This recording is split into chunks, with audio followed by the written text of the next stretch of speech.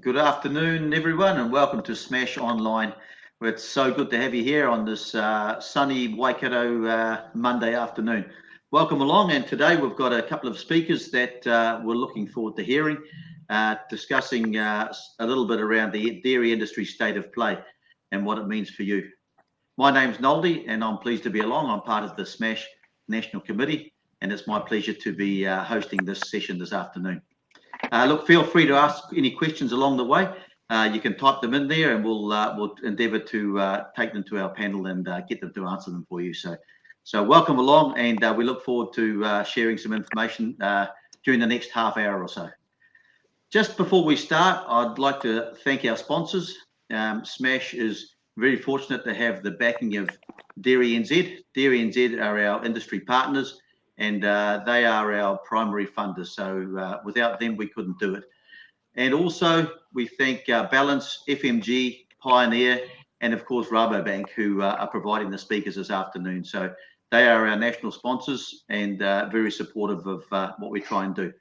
Now, at Smash, we try and deliver conferences, field days, workshops, and also online events since the onset of COVID last year. So this is one of these online events, and we look forward to sharing them with you. All right, now I'd like to welcome our Rabobank speakers. We've got Emma Higgins, who's our Senior Dairy Analyst and Analyst from Nelson. So welcome, Emma. And we've also got Brian Henderson, who's the Manawatu Area Manager. Now, Brian's been called in at the last moment owing to another speaker not being available. So nice to have you along, Brian. We look forward to hearing from you a little bit later on as well. Thank Emma, you. Thanks, Noldy. How's Nelson this afternoon? Hello. Well, I'm pleased that you said it's sunny in the Waikato. It's nice and sunny here too. Nelson's really living up to its name, which is great because we have had a lot of rain, and I think most farmers would agree with me. They could do with seeing some sunshine, so it's great to see. Absolutely, yeah, and nice to have daylight saving along, even though it's a bit darker in the mornings, but lovely fine evenings now, and and we can have barbecues and things, so it's good. Hey, Emma, just want to discuss with you a little bit around the world market conditions, and I know this is your area of expertise. So, if you'd like to just tell us what you're seeing out there and what's happening in the conditions around the world at the moment. Yeah, absolutely. So obviously, there's a lot of things happening out there, which is almost always the case in the dairy space. And at the moment, it's no different because what we are seeing is COVID continuing to play out globally, and I think here in New Zealand, we've obviously seen an element of disruption to that. But despite COVID still very much at play globally, we are seeing commodity prices start to rebound. And we saw that happen across both of the two GDT auctions that took place across the course of this month in September. And that has effectively ended a run of lower prices that we've seen since more or less the middle of this year. At the moment, we're seeing whole milk powder prices closer to that US $3,800 per tonne mark, which is very, very good.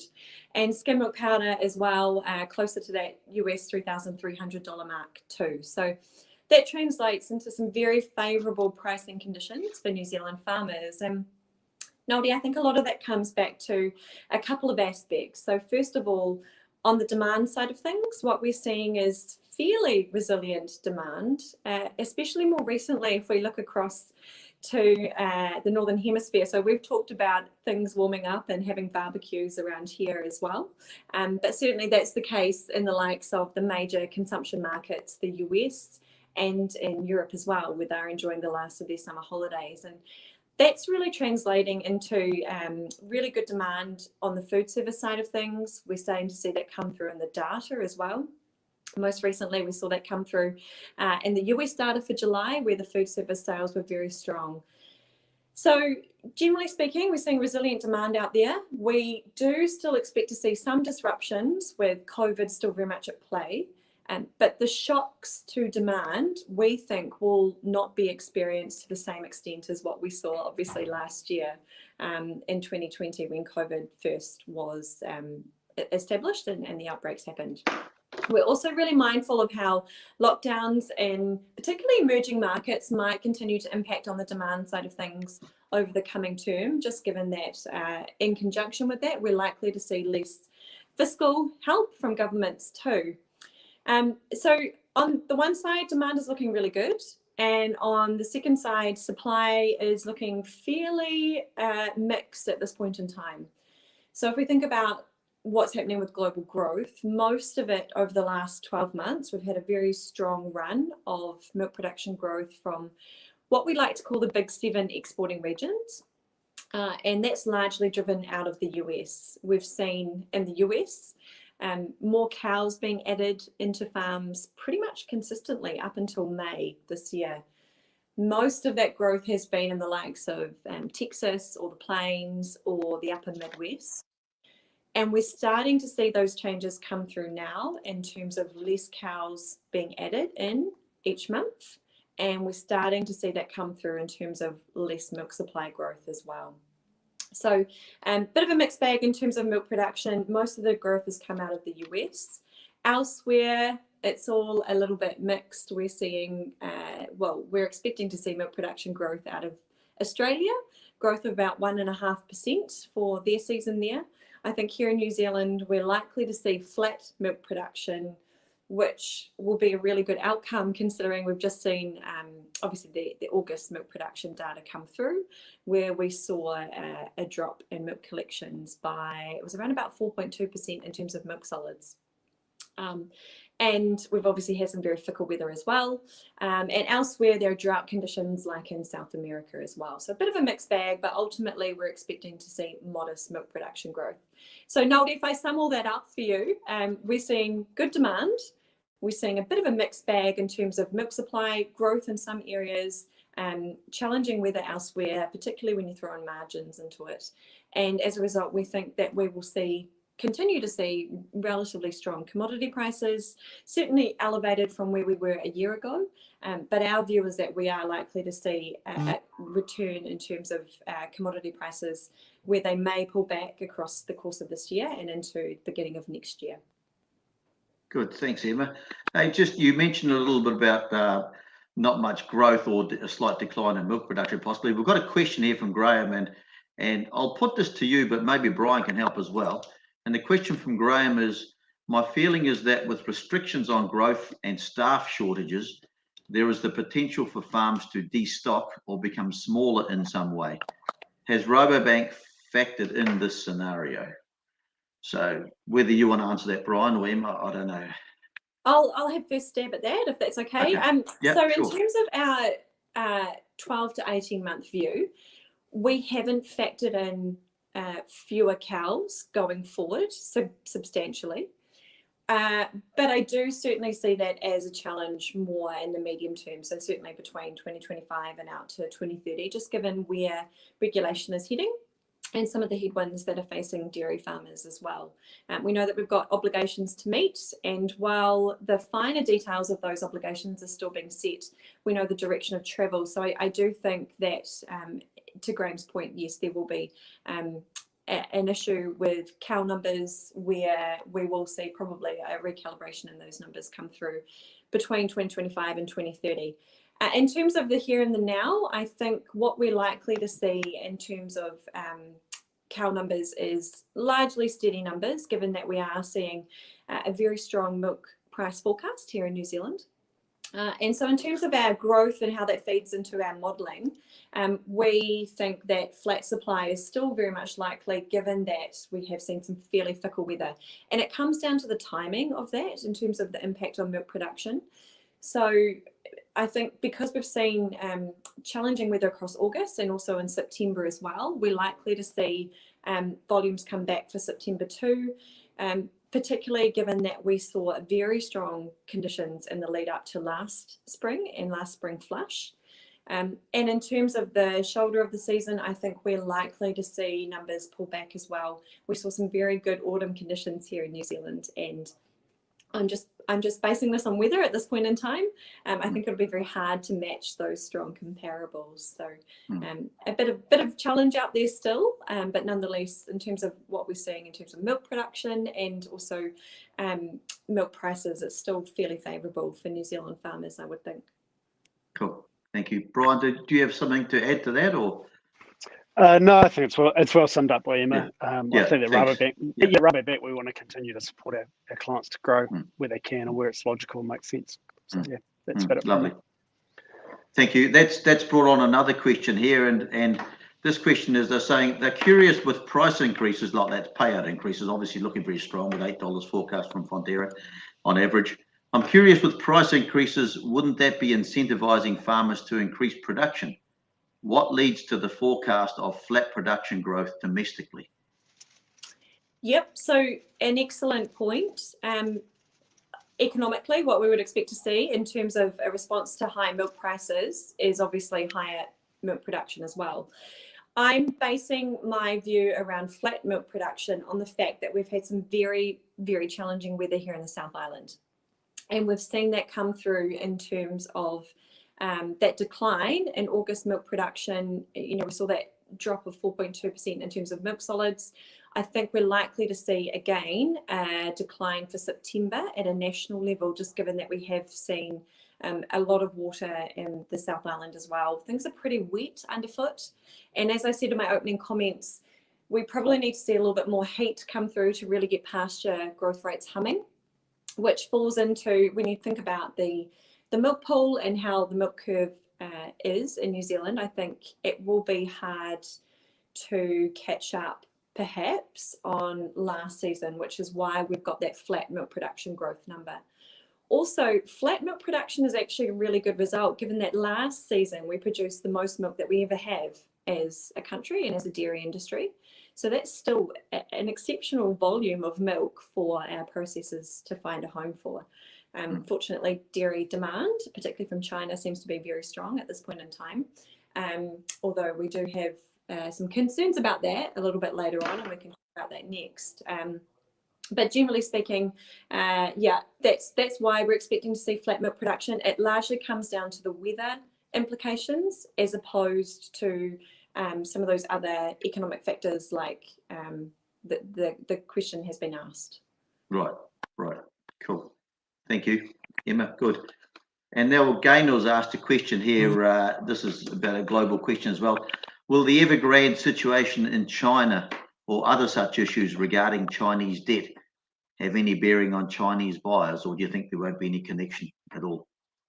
Yeah, we're watching what happens within China very closely. And look, we have been for a number of years now. Anyone who has followed our commentary for a while will know that we have taken quite a bearish view around China in terms of their buying activity, not necessarily related to the Evergrande situation specifically, but it does flag broader risks around what's happening with China. So if I can pull that back down to what's happening from a dairy side of things and our views going forward around China, we have seen very ferocious appetite from China for our dairy product, which has been wonderful, right? Because that's really what's been underpinning commodity prices and therefore our strong farm gate prices as well. And if we look at the export data, we can see quite clearly how strong that Chinese growth in terms of imports has been. So if we look at our exports, we're tracking ahead by about 40% or over 40% in terms of exports for the calendar year to August so far. And when we look at whole milk powder, our shipments are up by over 55% for the year so far to August, again over the same period. So our exports to China are really strong. Imports on the China side are looking really good in terms of numbers. What we're concerned about is what's happening on the demand side. We think demand is looking a little bit more muted, particularly around food service, and it's coming through in different ways. So, for example, I was just reading through some comments before looking through the Yum results for Q3. So Yum China, the data for the third quarter has really highlighted the impacts that lockdown has had and the Delta variant in China and how that's impacted on its operating profits. And for example, they gave a good example, I think, of around 500 stores in 17 provinces were closed at the peak of the outbreak that they had just recently in August. So they've flagged from their perspective that the recovery around COVID-19 certainly remains, I think the words that they used were uneven and non-linear. And I think that just goes to really highlight how there are still challenges on the demand front within China. So we've got muted demand, we think, and we've got very strong exports from New Zealand. And on the production side of things, we're seeing very strong milk production in China locally. That's been the case since about 2019. And data across the course of this year hasn't changed that trend at all. So our overarching view is that we think milk supply is outpacing demand in China.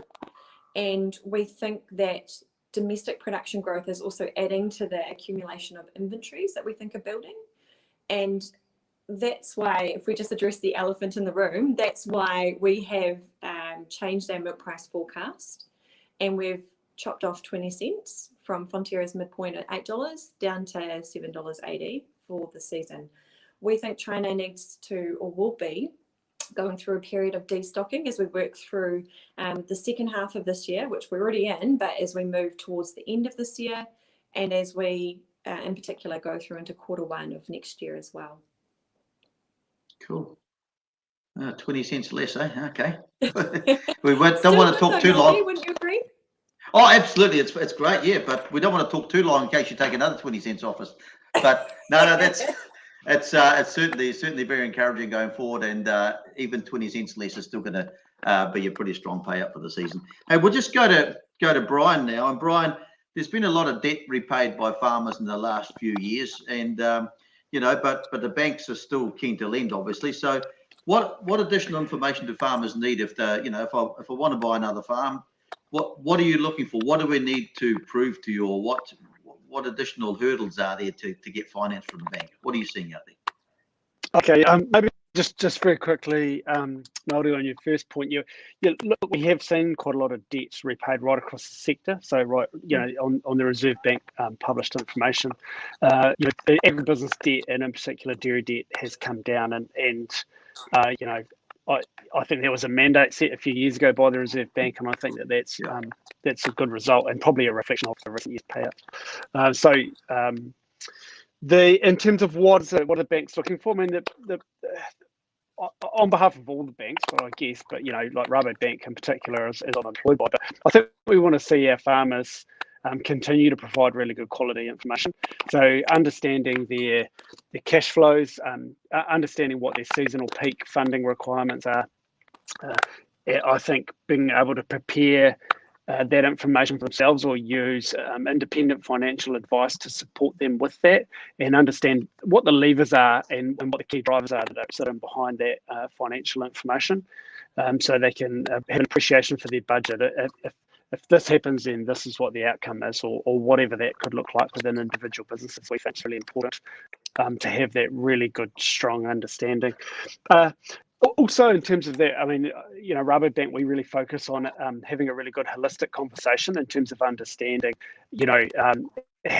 what is happening on farm in terms of, everyone knows that compliance and local government regulatory and national government regulatory compliance is becoming more and more a factor. So I think it's also about not necessarily, hey, where is a farmer is in right now today, but their preparedness to be able to align themselves and align their business and their farm with the local government regulatory compliance is a really important position. And I think it's preparedness in terms of understanding, preparedness in terms of access to capital, and what impact that might have on the long-term viability of their business.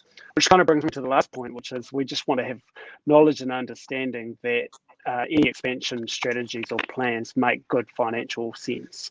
And in terms of financial sense, that's the ability to be sustainable at long-term average dairy farm prices, dairy milk payout prices, and also longer-term interest rates.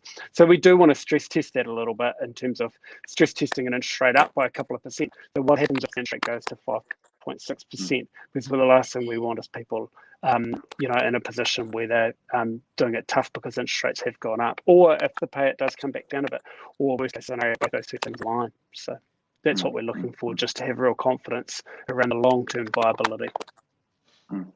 Cool. Farming, it seems to be becoming increasingly more complex to be a dairy farmer these days. Obviously, and I speak from experience here. Do you think farmer confidence is still there though? Like, what's the general feel out there? have most people got their head around it and see what they need to do to remain sustainable? With the greenhouse gas thing and animal welfare and all those sort of things. Is there a lot more confidence there now? People aren't throwing their hands up in the air like they used to, or what are you saying? I think that we have seen a lift in confidence, and I noticed recently a Fed Farmers report did express a general lift in farmer confidence. I think, albeit for the dairy farming population, that is probably underpinned by strong economic returns. I still think that there probably would be an element of frustration, and who can blame some of the challenges that the sector is facing, and where the future is going. That is challenging and it is hard, and I appreciate that and respect that. But underpin that latest Fed Farmers survey in particular was one that I've caught up onto recently, that farmers' confidence is improving, but I think that was largely underpinned by the economic swing and to be fair, confidence coming from quite a low base in recent years. Mm-hmm. Have you seen any, there's very few farm sales or happened recently, but there's some coming on the market. Have you any idea of sales can be strong this year, or what's the general sentiment out there? Are farmers hanging on to their farms again now because price is good, or are they going to be listed? Or have you got any, and I know this will only be your personal opinion of what you've seen in the Manawatu? Look, so my area that I cover is Manawatu Wairarapa, and in the Manawatu we haven't seen a lot of farms coming to the market. We've heard a few whispers, there's a few more coming to the market, but there is a huge amount there. Wairarapa is a slightly different story. We've seen some strong sales come through in the autumn and in the early part of winter. Really strong sales of dairy farms and mixed dairy farm and sheep and beef and cropping, and the outlook is there's a few that are coming on the market that we know of and are coming. So early to say about the prices, but where the prices close off in April, May would indicate that the land prices are up across the dairy farms. Right. Yeah. Good. Thanks, Brian. And alternative land use will come into play there too. Yeah, absolutely. Of course, yes. Another question here from Gaynor. She's heard quite a few share milkers being turned down for finance, even though their equity is above 50% and cash flow is looking good. Would you ever, and this isn't saying it's from Rabobank, this is just across the board. So any idea why this might be? I mean, what's the criteria? We can't just assume that if we've got finance and our cash flow is looking good that we'll get our finance. What other factors come into play that the banks might be looking at? Oh, well, I think it's hard to say without understanding specific examples, but I think we all know that share milkers are the sort of the future, the future of the industry, and going, and I think all the banks recognise that and are trying to support share milkers as they come through into the sector. I mean, Rabobank's criteria is around 60% of loan to value ratio. There's a bunch of other metrics I talked about earlier, and the question may refer to performance of the business looking good now, but what we want to see is those longer term positions and still being sustainable, because we just don't want to be putting someone. No one will thank us if we're funding someone into a situation that is sustainable or viable long term. Yeah, absolutely. So cash flow should be looking. Cash flows should be looking bloody good at the moment. That's the reality, Yeah. Absolutely. Yeah, true. There's been a lot of talk with labour shortages around that's influencing farmers thinking possibly farmers looking to sell, or technology taking over, a once-a-day milking. Do any of you have any comments around that and what the future might look like owing to the current labour shortage with a lack of immigration owing to COVID? Yeah, just some broader comments around the labour side of things before maybe I'll hand over to Brian. But what we're seeing is actually labour issues right across the board globally as well. So this isn't an issue that is pertinent just to New Zealand. It's actually in other countries that we look at and monitor really closely as well. And it's coming through in different ways. So it's not just around the farming side of things, which is certainly an issue. It's also on the food service side of things, at the retail and the hospitality side as well. And that's having an impact around dairy demand too, because it's limiting the the hours that hospitality services can be open. So for example, in the US as well, I was talking with my colleagues around this, and they were talking about shortened hours for some, cafes, restaurants, etc., being open because they simply can't get the staff, which has then a flow-on effect in terms of demand for dairy products and other products as to how much can be moved across that sales channel as well. So it's cold comfort, I guess, that others are experiencing this labour challenge as well. But it's certainly an issue globally, and to your point around technology, where that's possible, across industry, we see dairy farmers considering all sorts of different aspects to try and improve the efficiencies of their systems, given that the challenge around labour is possibly going to be lingering a little bit longer. Good. Thanks, Emma. Brian, you got a comment? Any comments there? Look, I think Emma summed it up well. She's articulate, and all I know is what I hear on the sideline of the local kids' sport, really, and with clients, But also, and I get it, and I can understand it, really. But I can understand the frustration. Put it that way.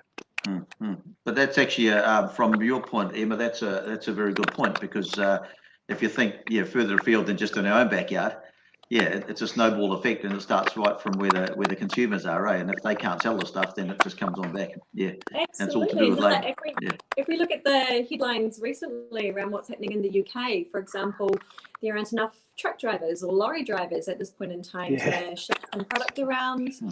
So again, it's trying to work out what those compounding effects might look like around getting product to market, and then ultimately, how does that impact on the demand portfolio as well? And considering all those logistical steps in between. Good. Thank you. Okay. Well, we're almost coming to the end. I wondered if you got any more closing comments you'd like to share. I mean, Rabobank's obviously there to support farmers, and we really appreciate the support you're giving us at Smash and the farming sector in general. Would you have any comments you'd like to leave with us as we go from here? Look, final comments from me would just be around our views on milk price. I acknowledge the fact that obviously we are a little bit lower than what Fonterra's existing midpoint is. And it really comes down to our view that we do think, and this is a view that we've held for a long time now, we do think that there is a lot of product in China that still needs to work its way through the system. And that's why we've just taken that haircut of 20 cents off the existing midpoint. Now, it's entirely possible that the timing of this could be such that we don't necessarily see that impacted in this season, but perhaps it's next season instead. But nonetheless, our view remains the same, that there's still a little bit of product that we need to work through. So we're encouraging, where we can, our clients to just consider that, and just really reiterating that $7.80, if we did see that, is still a very good milk price, and one that I think most farmers would be pleased to have. Absolutely, Eva. Appreciate your honesty there. And I mean, information is king, and it just shows not to get hooked up on the euphoria of increasing prices all the time and increasing, when the auction goes up, we think, oh, here's some more money, but just keep it in context. And that's what a session like this is all about, just to sometimes err on the cautious side sometimes. Good. And thanks, Emma. And Brian, any closing comments from you? No, look, just thanks very much. Thanks for the opportunity. Rabobank, we really had to support our clients and to support the community, to try and grow the community. So, thanks very much, and well done to Smash Trust for what you're doing. It's great, and thank you. Appreciate it. Great stuff. Thank you very much, Brian. So, Emma, Senior Dairy Analyst from Nelson, thank you very much for joining us today, and hopefully we'll hear from you again. And Brian, Manawatu Area Manager for Rabobank, appreciate having you online this afternoon, and we'll see you again in the future. Thanks very much. Good. Okay. All right. Cheers. Thank you. And that's us from Smash. We'll leave you to it now, when we look forward to being online again in the future. So watch this space. Thanks very much, and good afternoon.